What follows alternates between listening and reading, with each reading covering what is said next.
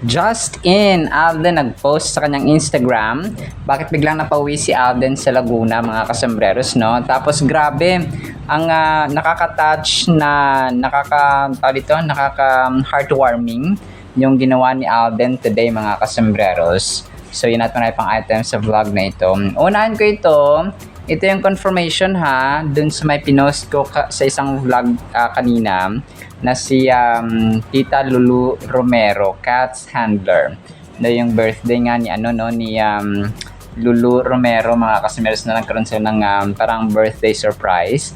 Yung glam team ni Kath, mga kasambreros. So, parang first time ko narinig yung, parang narinig ko siya dati pero hindi ko gaano nabigyan ng emphasis or halaga, no, na siya pala ang handler ni Kath, mga kasambreros, si Lulu Romero, no, mga kasambreros. Kasi ang kilala ko talaga, si Mami Min yung nagmamanage sa lahat ng trabaho, negotiations, mga kasambreros ni Kath, at sa buong career niya. So meron pa palang si Tita Lulu Romero, mga kasambreros. Tapos yun, si Kath pala na feature din pala siya, no, sa Filipino Showbiz, no, 18 hours ago. Yung pagluluto niya, grabe daming reactions 734 reactions, mga kasambreros, nung nagluluto siya ng or nagbe-bake siya, mga kasambreros, ng banana pie or banana cake, mga kasambreros. So, sabi the actress Catherine Bernardo baking era, she looks gorgeous even with a cooking apron, the queen of endorsements for AIA Philippines. Hashtag Catherine Bernardo. So, ang daming reactions, 734 reactions, 18 hours ago ito, mga kasambreros, no? Nung nagluto nga ng or nag-bake si Phenomenal Box Office Cinema Queen. Tapos, yon yung grabe yung ginawa ni Alden yung araw, Sunday, mga kasambreros, talagang kawang gawa ang ang appointment, no, ni Alden today, mga kasambreros. So, hindi kasi brown out kanina, mga kasambreros, no, mga past mga 3 p.m. 2 p.m. na bumalik ang ilaw or kuryente, kung kaya medyo na late ako. So, ito yung kanyang ginawa sa OWA. Nagkaroon sila ng event, mga kasambreros, parang pangkabuhayan program ang kanilang ginawa dito sa SMX Convention Center sa Manila, sa Pasay City, mga kasambreros. So, ito po ay OFW Kabuhayan Expo 2026, no, mga kasambreros. So, pagtitipon ito ng mga programa, serbisyo, oportunidad at inspirasyon para sa mga OFWs, mga kasambreros. So, may mga government services din sila dito na ginawa, kabuhayan, negosyo, financial services, health programs, at educational initiatives, mga kasambreros. So, may mga volunteers din po from OWA Mental Health Awareness Ambassador na si Aralden. So, yun pala yung kanyang specific na trabaho, no? Parang parang hindi lang siya. Of course, yung generality niya ay siya yung brand ambassador or OWA ambassador. Ay nakaano siya dito sa parang mental health aspect, no? Mga kasas, parang mental health associate si Alden dito, mga kasambreros. So, may mga siya dito, may mga pinost si Nate Gonzaga, no, na speech nga ni Alden doon sa mismong event, mga kasambreros. So, dito ay na-emphasize ni Alden, mga kasambreros, na hindi lang sa finances ang kinakailangan sa isang mental o sa isang OFW na magkaroon ng finances, pero yung mental aspect, yung tulong din po sa taong ng isang taong makikinig. So yun, parang sasabihin dito na kapag kailangan nyo ng taong makikinig sa problema ninyo or sa problem ninyo, mga kasambreros, ay huwag nyo kalimutan na may OWA, no, mga kasambreros. So medyo medyo extending dito community service talaga, kasi syempre kapag OFW, talagang yung parang inisip ng mga tao yung lang, no, yung financial support, no, kailangan ng pera and so on. Pero dito ay nakikinig parang counseling, no, something like that mga kasamaros ang ginagawa din po ng OWA na ito. So mamaya play ko po itong mga sinabi ni Alden dito, no, sa mismong OWA event mga kasambreros. Tapos yun, mga random photos, naka white na sweater, no, si Alden dito mga kasambreros. So may pinost dito ang Want More Philippines, tapos si Nate Gonzaga mga kasambreros. So where fun creates memories and smiles. So yun, meron dito na longer version, no, meron din po na shorter version mga kasambreros. So yun po. Tapos pictures and then yun, videos mga kasambreros. Tapos, yun, isa sa mga pinost dito ni Alden sa kanyang Instagram bago lang, no, just in mga kasambreros. Nag-voice over ako ng 3 p.m, no. May ano dito meron siyang pinost na malalim, maliban doon sa bigla siya napauwi mga kasambreros. Sabi niya dito ay parang isang video clip siya, pero may malalim na meaning. Sabi niya, I hope you find, sabi niya, some peace of mind mga kasambreros in this lifetime. So yun yung kanyang yun yung kanyang kanyang message na post ito ni Rick Zabel, pero ni-repost ni Alden mga kasambreros. So I hope you find some peace of mind in this lifetime. So yun siya, yung kanyang malalim na meaning mga kasambreros at lyrics ng kanta. So talagang peace of mind, no, yung kanyang pinost dito. Medyo malalim ito yung challenge minsan sa mga taong malalim din mag-isip, no? Kasi kapag masyado sila nag-iisip, no, minsan sa sobrang lalim ay natutuliro or parang may nabibigatan yung mental aspect nila mga kasambreros. Pero laban lang, no, Sir Alden. Tapos isa pa sa mga pinost niya, itong kasama nga nila, no, sa yung kapatid dito na Sir Pat Cauna, no, mga kasambreros. So, parang si Patricia yata ang pangalan nito, no, kasi si Sir Patrick ay Patrick, no. So, nagpasalamat siya. Thank you, RJ, Alden Richards, love you, sabi niya dito. So, ito pa ay kapatid ni, ito yung parang OWA supervisor na something like that sa Pilipinas to Hong Kong mga kasambreros. So, may picture sila dito na magkasama sila. Yung isa lang dito hindi ko kilala, no, yung nasa likod, yung nakadilaw mga kasambreros. Pero yun, talagang ang kulit lang kasi nakapag-picture sila. Nagpasalamat siya mga kasambreros. Tapos yun, major item natin, napatanong din ako dito una, ang question ko ay ito ba yung bahay nila mga kasambreros or bahay nila sa Laguna? Kasi nagulat ako, di ba, kanina busy siya sa sa OWA, sa SMX Convention Center sa Pasay City sa Maynila, SMX Convention Center Manila sa Pasay City. So sa Laguna, oo, kasi malapit na lang yan. Yung Pasay sa Laguna, malapit lang siya mga kasambreros. Pero yun ang hindi ko lang sigurado kung ito ba ay part ng, kasi lang siya yung shinare niya na video or picture ay yung parang hindi siya kalahati ng bahay lang, parang gilid lang ng bubong, tapos may palm tree, tapos yun, mga puno-puno mga kasambreros na parang mga palm trees din po, no. Pwede rin sa Batangas, pero malayo. Oo, pwede rin sa Batangas kasi from Pasay to Batangas, pwede ito sa The Farm, no, mga kasambreros. Pero palagay ko, kasi walang parang help me to find out na and analyze kung ito po ay part ng bahay ni na Alden mga kasambreros. So medyo mystery siya, pero yun yung unang pumasok kasi sa isip ko na bakit biglang napauwi si Alden, no, mga kasambreros, sa Laguna. So siguro na miss niya, of course, no. Kung umuwi man siya ay definitely na miss niyang kanyang pamilya, no, sa Laguna mga kasambreros, sa Santa Rosa. So kasi di ba marami rin siyang ganap talaga sa Manila, kaliwat kanan mga kasambreros, nakikita natin parate. Kung kaya siya rin ay na-miss niya yung kanyang hometown talaga. No, there's no place like home mga kasambreros. So, may condo siya, yes, no? Pero iba talaga ang pamilya. So, medyo napaka ano lang talaga ng kanyang medyo maliit lang yung clue na kanyang binigay dito sa picture na pinost niya sa kanyang Instagram. Pero malalaman din natin yan, no, kapag siya po ay nag-post ulit, mga kasembreros. So, siguro napagod.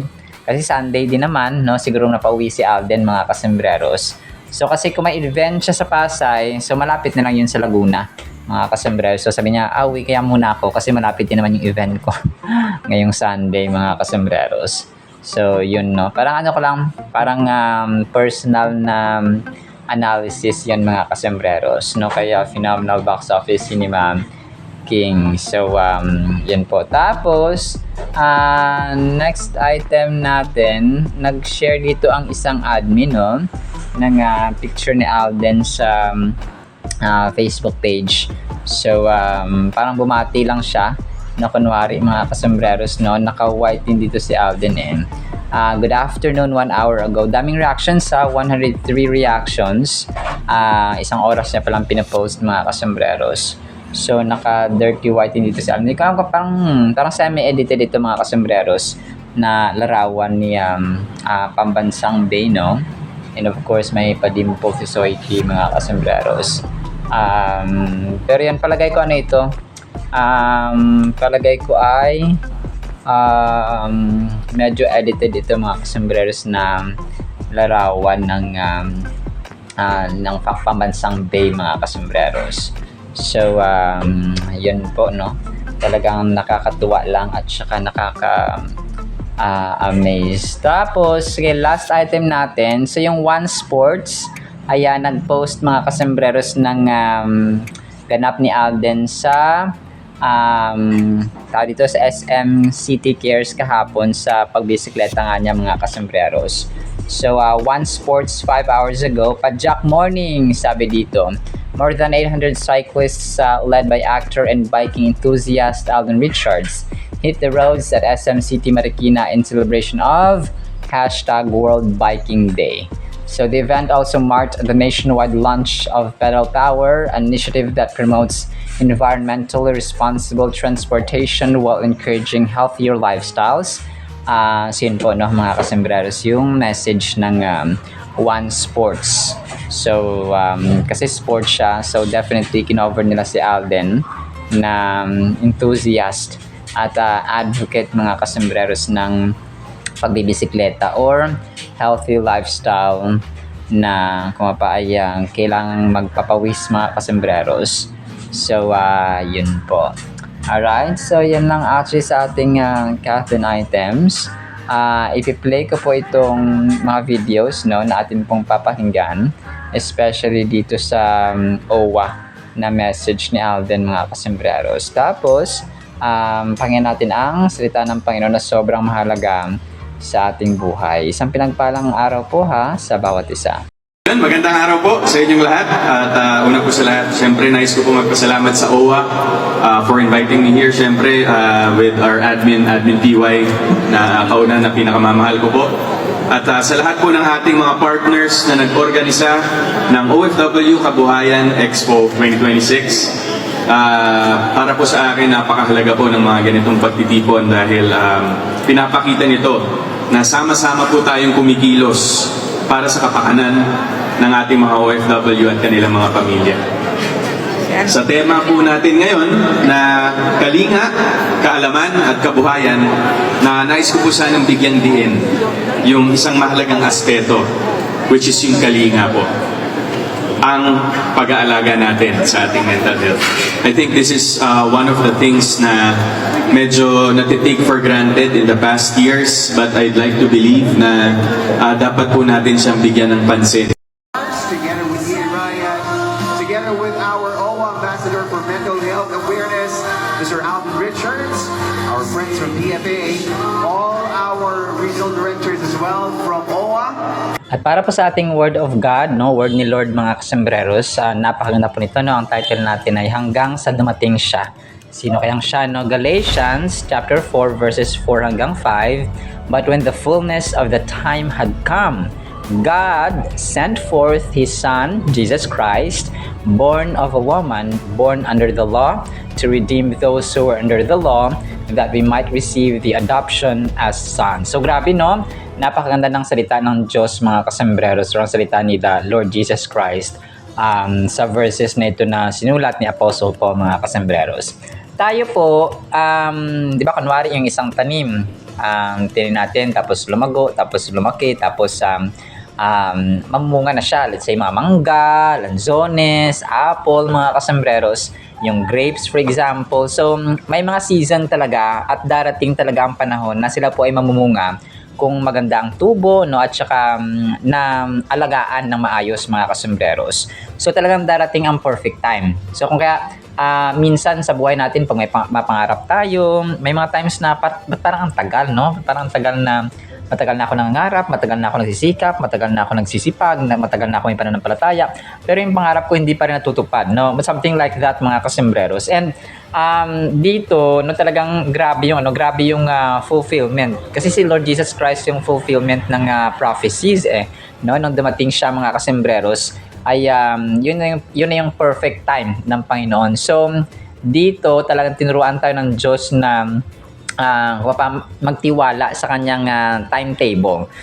May schedule ang bawat panahon, ang bawat season, ang bawat pangyayari mga kasama sa buhay natin. Especially kapag tayo po ay mananampalataya or tagasunod ni Lord Jesus Christ mga kasembreros. So kasi kapag may tiwala tayo sa Diyos, no, kay Jesus mga kasembreros, ay pagtitiwalaan natin yung kanyang process, pagtitiwalaan natin yung kanyang strategies. Well, of course, no, kailangan natin kumilos, kailangan natin magplano, kailangan natin magtrabaho, kailangan natin magbasa ng Biblia, kailangan natin manalangin, kailangan natin gumawa ng kanyang ng kanyang personal ng kanyang agenda araw-araw na yan, no, love the Lord your God with all your heart, mind, soul, and strength, and then love our neighbor or our fellow people as we love ourselves mga kasembreros. So ganun po siya. O parang hindi lang tayo nag-aantay ng pagdating ng pangarap, pagdating nung ine-expect natin at inaasahan natin na wala tayong ginagawa. Okay? Busy tayo dapat mga kasembreros sa pagsunod at paggawa ng kalooban ng Diyos while waiting for the perfect time, no? O pagdating nung inaasahan natin pag-asa. So iba-iba kasi yung inaasahan nating expectation mga kasembreros. So maaring may anak ka na nag-aaral at saka kailangang makatapos sa kolehiyo, no? Nag-aantay ka na kapag-graduate sila or makapasa sa board exam, no? Nag-aantay tayo minsan na lumaki na yung mga bata, yung mga anak natin para makatulong na rin sila sa ating pamilya, sa mga magulang and so on. So nag-aantay tayo na mamunga na yung mga tanim natin so that makaani tayo, maka-harvest, no? Iba-ibang scenarios mga kasembreros. Nag-aantay tayo na sahod na para meron tayong magastos at magamit mga kasembreros. So yun siya, iba-ibang scenarios, iba-ibang kumbaga pa eksena ng buhay, situations ng buhay, different addresses, different names for example, pero tayo po lahat ay may inaasahan. So dito, talaga ito yung perfection, ito na yung perfect na oras at panahon mga kasembreros nang pinadala ni God the Father ang kanyang kaisa-isang anak na si Lord Jesus Christ mga kasembreros upang tayo po ay pakawalan, tayo po ay palayain mga kasembreros sa kasalanan, no? At maging malaya tayo sa bondage of sin mga kasembreros. So kasi appointed time ito mga kasembreros no? Kunwari sa mga doktor, kaya natin ang appointed na or appointment sa mga government officials for example, or kung sino man na gusto nating i-meet na mga professional sa kanilang fields. So kailangan may appointment. So there is that exact time talaga. So kung kaya sasabi rin ni Haring Solomon na merong perfect time sa lahat ng pangyayari sa mundong ito. May time na ipapanganak, may time na mamamatay, may time na lalaki, may time na tatanda tayo, may time na magtatanim tayo, may time na mag-harvest, may time na iiyak tayo, may time na maging masaya tayo, no? Ganoon siya, no? There is a time for everything, no? Lahat po ng pangyayari sa mundong ito, no, may time na matatalo tayo, may time na mananalo tayo, mga kasembreros sa buhay. So, ganun po siya. At the time that He had appointed and according to His own purpose, God sent His Son into Jesus Christ into a spiritually hungry, religiously bankrupt, and morally corrupt world. Grabe, no? talagang grabe yung immorality mga kasambreros, grabe yung corruption, grabe yung pagkauhaw spiritually mga kasambreros ng mga tao nung time na dumating si Lord Jesus Christ mga kasambreros sa mundong ito. So kasi nakita na ng Diyos nakita na ni God the Father mga kasambreros na kailangan na matubos at mapalaya ang mga tao sa bondage of sin mga kasambreros, bondage of darkness. So kung kaya sa ating buhay, it talks about faith, pananampalataya na magtitiwala ba ako sa Panginoon kahit ganito ang nangyari, magtitiwala ba ako sa Diyos kahit na walang-wala kami, no? Kung pa, yun actually ang perfect time. Kapag tayo po ay down na down, kapag tayo po ay may mga problema, dapat magtiwala tayo sa Diyos. Kasi yun ang pamamaraan din ng Diyos mga kasus para mag-humble down tayo, magkaroon tayo ng time sa Kanya, kasi baka wala tayong time sa pagbibiblia, wala tayong time sa panalangin. So kung kaya minsan ay ginigising tayo ng Diyos mga kasus, wake up call niya na wala ka ng panahon sa akin na yan, bibigyan kita ng or yalaw ko yung challenge, yalaw ko yung problema sa inyong buhay so that maalala mo ko. So ganoon siya mga kasus. Pero yun sana hindi natin paabutin sa ganong sitwasyon na may mga bad circumstances pa na nangyayari sa atin bago tayo bumalik or dumulog sa Panginoon mga kasus. Every day ng ating buhay, araw-araw dapat ay part na ng ating daily agenda or daily routine mga kasembreros, yung yung panalangin, pagbabasa ng salita niya sa Biblia, Bible study for example, and then of course yung paggawa sa kanyang kalooban. So ganun po siya. Like every other human being, he was born, Jesus Christ, of a woman and born into a world that was subject to the perfect law of God, a standard that was impossible to fallen or for fallen man to attain. So fallen world na kasi ito, no? Mga kasambreros, lahat po ng tao ay nagkasala na. So wala pong nakaabot sa kalulatian ng Diyos mga kasus. And wala talaga because makasalanan na ang tao. But Christ was sent to redeem this degenerate human race who were at enmity with God, for in His grace and mercy, the Father had planned a way to save humanity. Grabe, no? Grabe yung pagmamahal ng Diyos sa tao mga kasus, kasi nung grabing kasalanan natin ay pinadala niya ang kanyang kaisa-isang anak na si Lord Jesus Christ so that ay ligtas tayo to save the entire humanity mga kasembreros. So God purposed that fallen man can be forgiven of all his sins, redeemed from his eternal punishment, and even be adopted into his own family as his son. So grabe, no? Ang daming benefits or ang daming sa term ng kumpanya ay perks or tokens mga kasembreros or advantages na nakuha ang tao mga kasembreros out of the death and resurrection of Jesus Christ mga kasembreros. So hindi siya nagtatapos sa kamatayan lang ni Lord Jesus kundi nagtatapos siya nung siya po ay nabuhay at saka bumalik sa kanang trono ng Diyos Ama mga kasembreros sa langit. So yun siya talang pinorpose ng Panginoon. Kung everything was planned accordingly mga kasembreros, it was the great and perfect plan of salvation or kaligtasan ng Diyos sa tao mga kasembreros by Him sending His own very Son, Jesus Christ, begotten and only Son mga kasembreros. If the price of man's accumulated sin was paid for by an innocent, sinless, perfect man. So but there was no one, no? Walang hindi kaya ng halaga ng tao, kasi kahit dito sabi niya kahit pag-ipon-ipunin man ang buhay ng tao sa mundo ay hindi kayang pambayad sa kasalanan, kasi nga unang-una sa lahat ay nanggaling tayo sa ating mga parents na punong-puno ng kasalanan mga kasembreros, that was Adam and Eve. So kung ang ating mga magulang or tayo mismo may kasalanan, so parang hindi ka pwedeng pambayad because ikaw mismo babayaran mo yung kasalanan na ikaw naman ay makasalanan. So parang lang yan, parang mga politiko or mga judge, no? Kung ang judge mismo ay corrupt, tapos i-judge niya pa yung mga taong corrupt for example, no, lilitisin sa hukuman pero sila din ay corrupt. So parang nonsense mga kasembreros, kasi magiging hukom ka, no, magiging parang righteous ka at makatarungan sa harapan ng mga taong kasama mo, parang kagaya mo rin ng ugali or kagaya mo rin na corrupt mga kasembreros. So something like that. Pero God, Jesus Christ ay hindi, no? He was different because He was the Son of the living God. Walang kasalanan, walang bahid ng mancha, walang bahid ng dumi mga kasembreros, blameless at saka spotless mga kasembreros. So ganun po siya. Kung kaya siya lang yung perpektong alay, no, sa ating mga kasalanan. For this reason, the eternal Son of God and clothed himself with his glory, took upon himself the form of a servant, and became the perfect Son of Man. He lived and died a perfect life so that he might redeem those who were under the law, so that he might save those who fall short of the glory of God and give them eternal life. So grabe, no?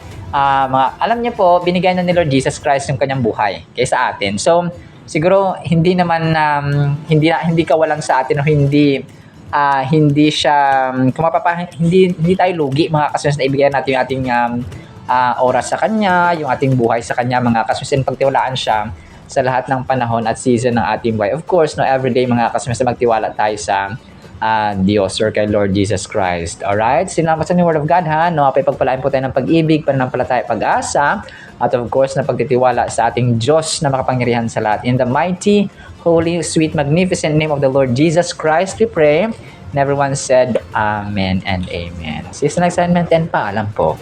I love you all.